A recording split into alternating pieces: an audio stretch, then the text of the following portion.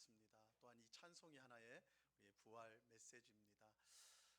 제가 고민을 많이 했어요. 1부 예배 때는 이 칸타타가 없잖아요. 찬송이 없고 2부 예배 때 있는데 이게 시간이 이제 길다 보니까 이거 설교 어떻게 해야 되나. 1부 예배 때 똑같이 해버리면 여러분들 점심 아주 배가 고파가지고 막 힘들 텐데, 그래서 과감하게 앞부분을 생략을 하고 바로 본론으로 들어가겠습니다. 여러분, 부활의 중요성은 아무리 강조해도 지나침이 없습니다.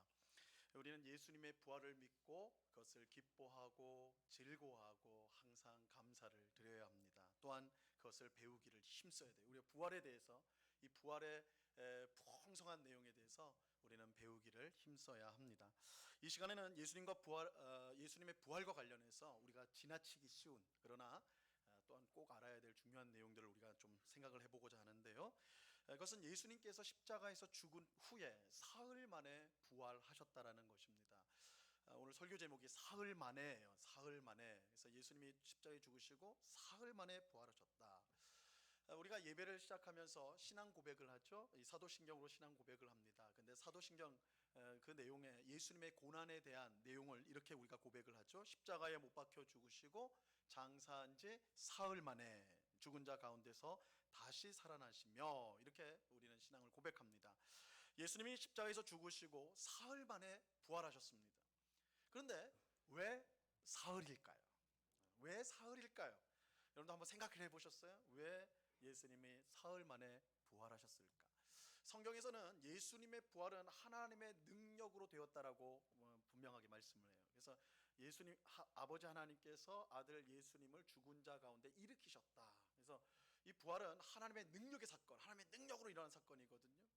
그러면 하나님의 능력이 크시니까 예수님이 죽자마자 바로 그 자리에서 부활시키면 될 텐데, 그죠? 그럴 능력이 있지 않습니까? 그런데 사흘이 지난 후에, 그죠? 사흘이 되었을 때 예수님이 부활하셨단 말이에요. 왜 사흘일까? 왜 사흘일까? 혹시 하나님의 능력이 즉각 부활시키기에는 조금 부족해가지고 사흘을 기다리셔야 됐는가? 아니라면 그 안에 어떤 특별한 의미가 있는가? 분명한 사실은 이 사흘이라는 시간은 우연한 시간은 아니라는 거예요. 왜냐하면 예수님은 십자가에서 죽기 전에 이미 자신이 사흘 만에 십자가에서 죽으시고 사흘 만에 부활할 것을 이미 알고 계셨습니다. 자, 오늘 본문 31절 말씀을 보시기 바랍니다. 같이 한번 읽어봅니다. 시작.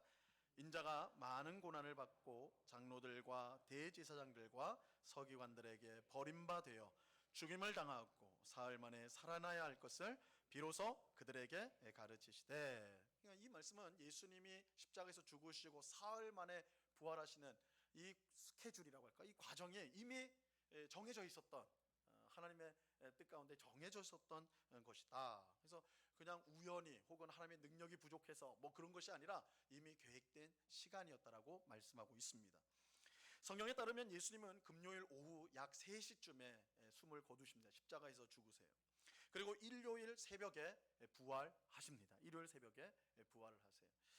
그러므로 이 사흘이란 시간은 정확히 3일, 즉 72시간은 아니에요.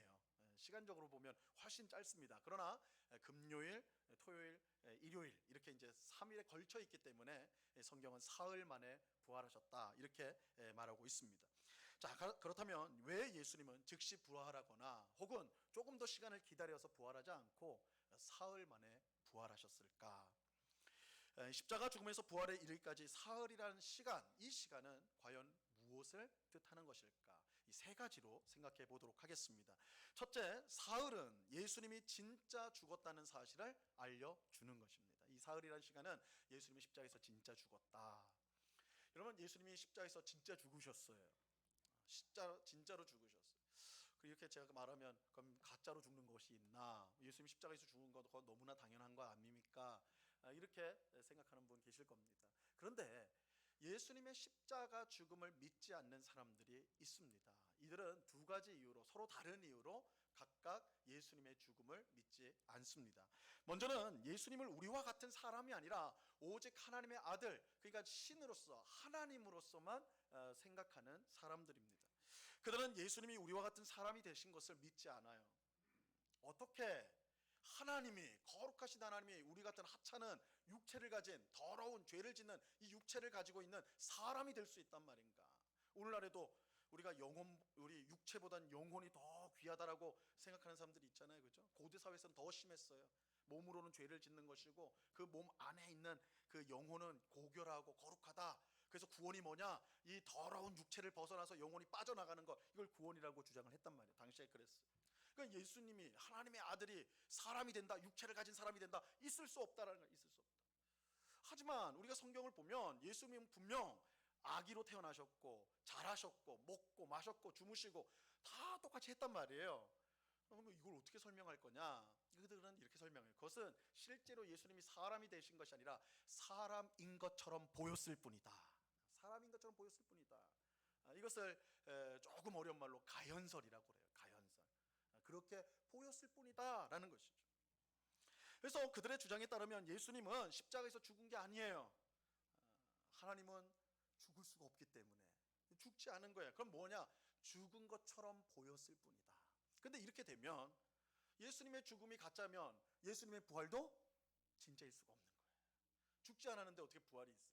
부활은 항상 죽음을 전제하는 거예요. 그러니까 이들은 죽음이 가짜이기 때문에 죽은 것처럼 보인 것이지 실제로 죽은 것은 아니기 때문에 예수님의 부활도 있을 수가 없다, 이렇게 주장을 합니다. 자, 또 다른 사람들은 성경의 기적 자체를 믿지 못하기 때문에 부활을 믿지 못해요. 그들은 예수님이 십자가에 못 박힌 것은 인정을 해요. 그렇지, 예수님 십자가에 못 박혔어. 그러나 예수님 죽지 않았어. 예수님 죽지 않았어. 예수님은 죽은 게 아니라 다만 그 위에서 기절했을 뿐이야, 이렇게 주장을 해요. 그들의 근거는 이것입니다. 예수님께서요, 오전 9시에, 금요일 오전 9시에, 약 9시에 못 박혀요.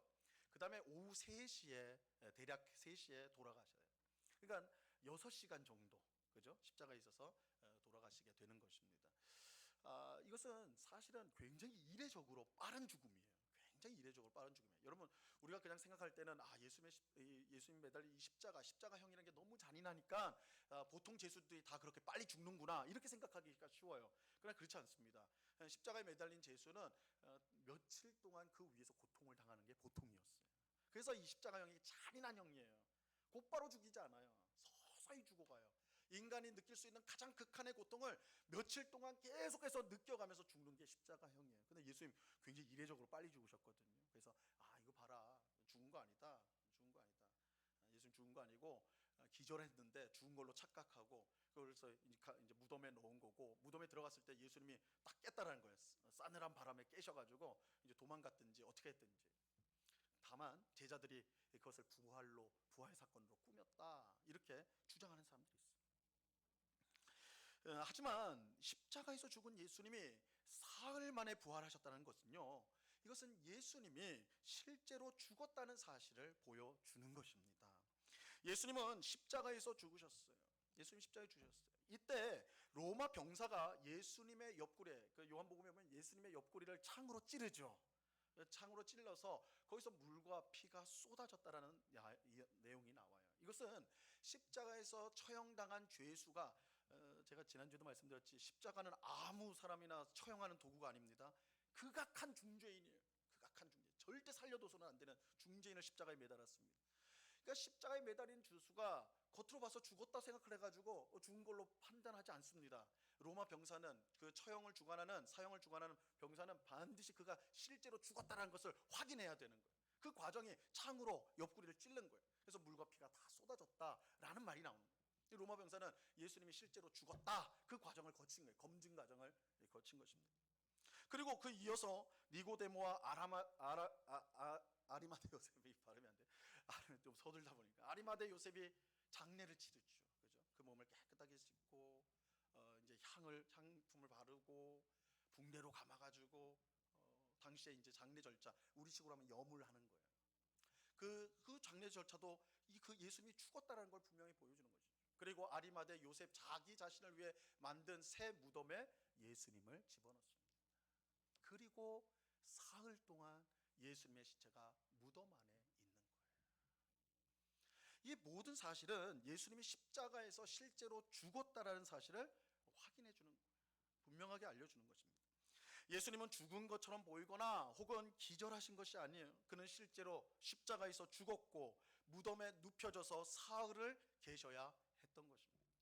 그렇게 이 사흘이라는 시간은 예수님의 죽음이 진짜 죽음, 예수님 진짜로 이 십자가에서 죽으셨다라는 것을 우리에게 알려주는 시간인 것입니다. 자, 두 번째로 이 사흘은 하나님께서 우리의 절망을 공감하는 시간이었어요. 하나님께서 우리의 절망을 공감하는 시간입니다. 여러분, 십자가에 달리신 예수님을 바라본 것은요, 그 골고다, 십자가가 있는 골고다 언덕의 주변에 있는 사람들만은 아니었어요. 물론 그들도 예수님을 바라봤지만 우리가 알지 못하는 또 한 분이 예수님을 바라보고 있었어요. 바로 하늘에서 예수님의 아버지이신 하늘 아버지께서 예수님을 바라보고 계셨습니다. 우리는 예수님이 9시에 십자가에 대략 9시에 못 박히고 오후 3시에 이제 그 3시간이 흘러서 12시 정오가 되었을 때 일어난 놀라운 일들을 알고 있습니다.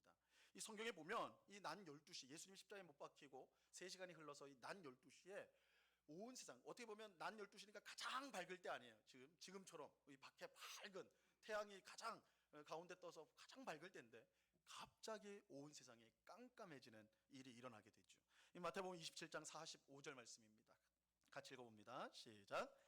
제6시로부터 온 땅에 어둠이 임하여 제9시까지 계속되더니, 여러분, 온 땅에 어둠이 임한 것은 하늘에서 예수님을 바라보고 계셨던 아버지 하나님, 자신의 독생자가 지금 십자가에 못 박혀 있는 것을 보고 계셨거든요. 근데 그 하나님께서 등을 돌리신 것을 뜻하는 거예요. 아버지 하나님께서 등을 돌리셨어요. 예수님이 우리를 구원하기 위해 죄를 대신 짊어지셨기 때문에 하나님은 죄인이 받아야 될 저주를 예수님에게 내려야 했어요.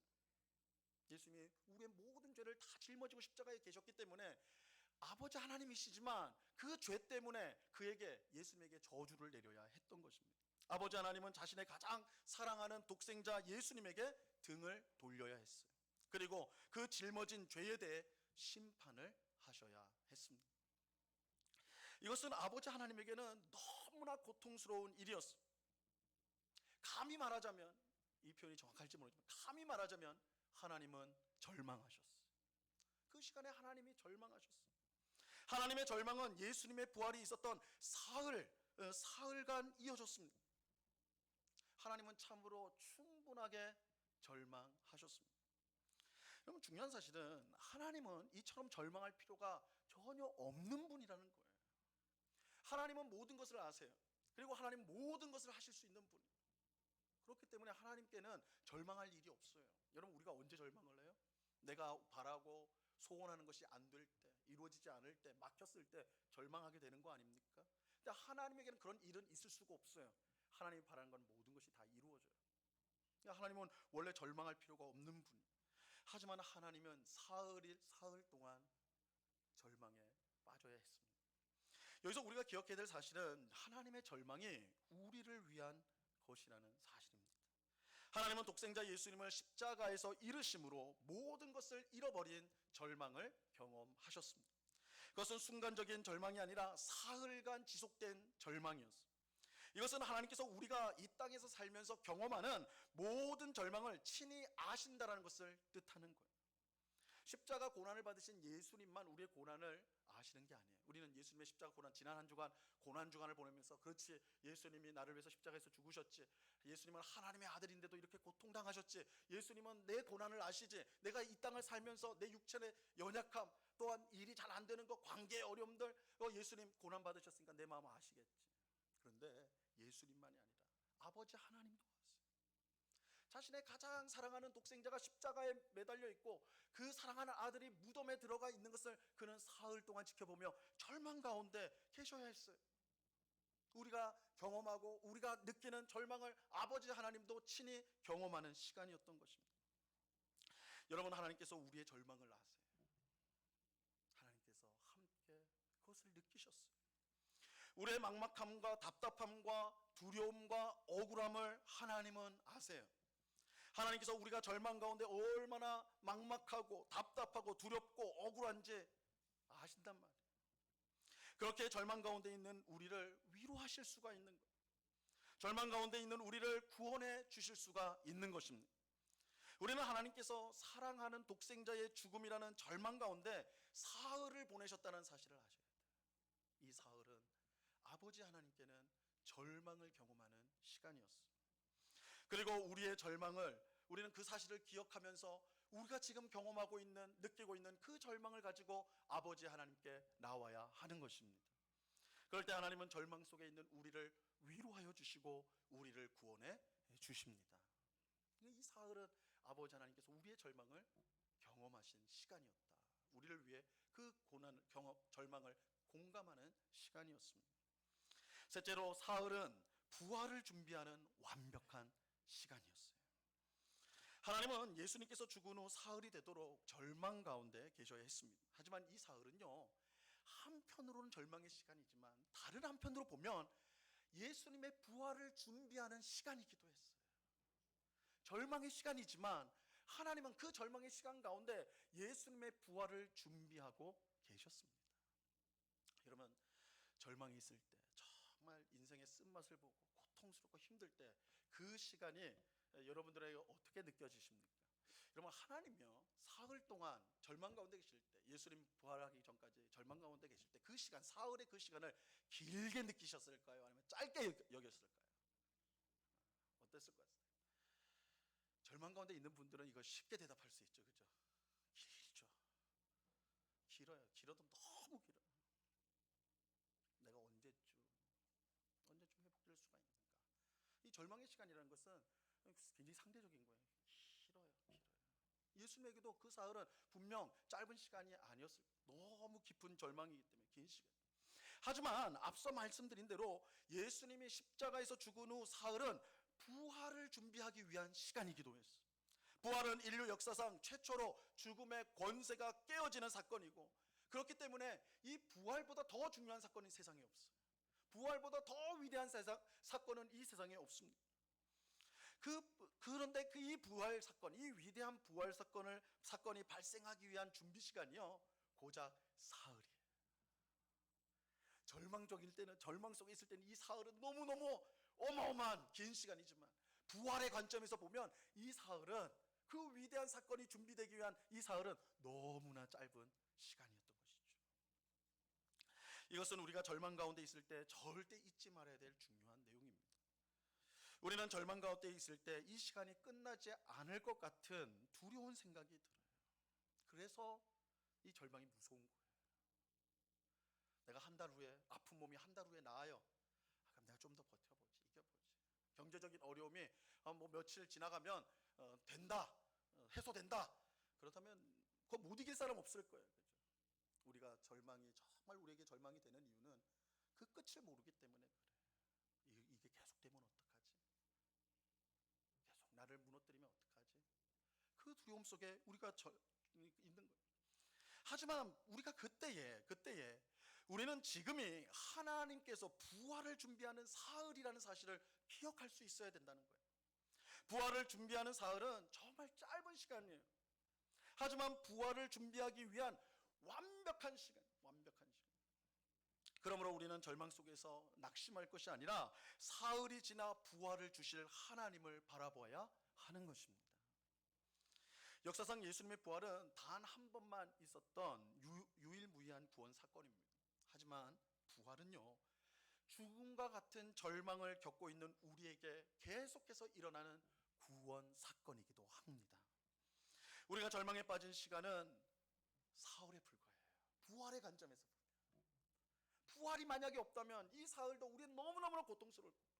그러나 부활을 믿는 우리 성도들에게는 이거는, 이 절망, 이 고통은 곧 부활이 될 것이라는, 부활을 준비하는 사흘에 불과한 아주 짧은 시간이 되는 것입니다.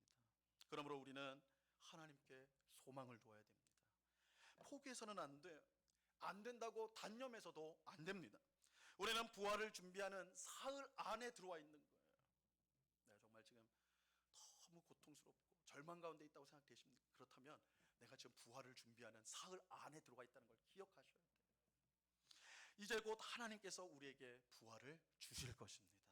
이게 사흘이라는 시간의 의미입니다.